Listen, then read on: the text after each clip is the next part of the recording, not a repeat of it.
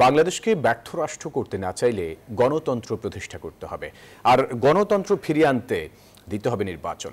দুপুরে রাজধানীতে একটি অনুষ্ঠানে এসব কথা বলেন বিএনপি মহাসচিব মির্জা ফখরুল ইসলাম আলমগীর। তিনি বলেন, একটি মহল ফ্যাসিবাদ বিরোধী শক্তিগুলোর মাঝে বিভক্তি সৃষ্টি করছে।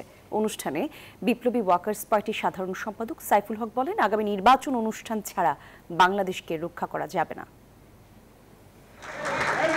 রাজধানীর একটি হোটেলে ২৪-এর গণ অভ্যুত্থানে বিএনপি বইয়ের মোড়ক উন্মোচন অনুষ্ঠান, যেখানে অংশ নিয়ে বিএনপির সিনিয়র নেতারা বলেন, দীর্ঘ ১৬ বছরের ফ্যাসিবাদ বিরোধী আন্দোলনের কারণেই ২৪-এর গণ অভ্যুত্থানের পটভূমি তৈরি হয়েছে। জুলাই অভ্যুত্থান কারো একার কৃতিত্ব নয়। যে আমরা কারা, এই যে জুলাই যোদ্ধা বলতে আমরা সকলে জুলাই যোদ্ধা।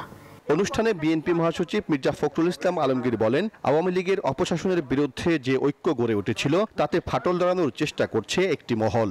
আজকে কোন একটা মহল অত্যন্ত সচেতনতার সঙ্গে, অত্যন্ত দ্রুততার সঙ্গে, চালাকির সঙ্গে সেটাকে ভিন্ন খাতে প্রভাবিত করার চেষ্টা করছে কিনা এটা আমাদের দেখা উচিত। এর মধ্যে বিরোধী সৃষ্টি করছে কিনা।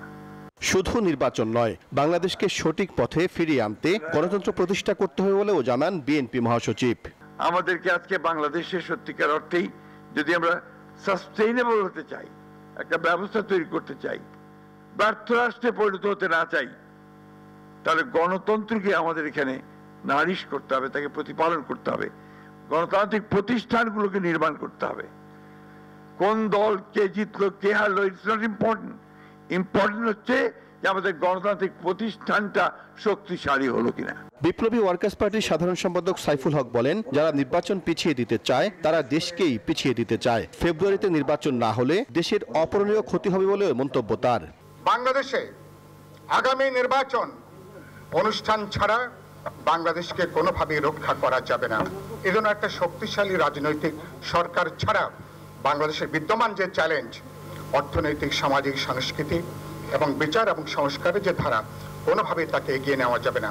বিএনপি ক্ষমতায় গেলে সবাইকে নিয়ে একটি রেইনবো নেশন প্রতিষ্ঠা করা হবে বলে জানান দলের স্থায়ী কমিটির সদস্য ডক্টর আব্দুল মঈন খান।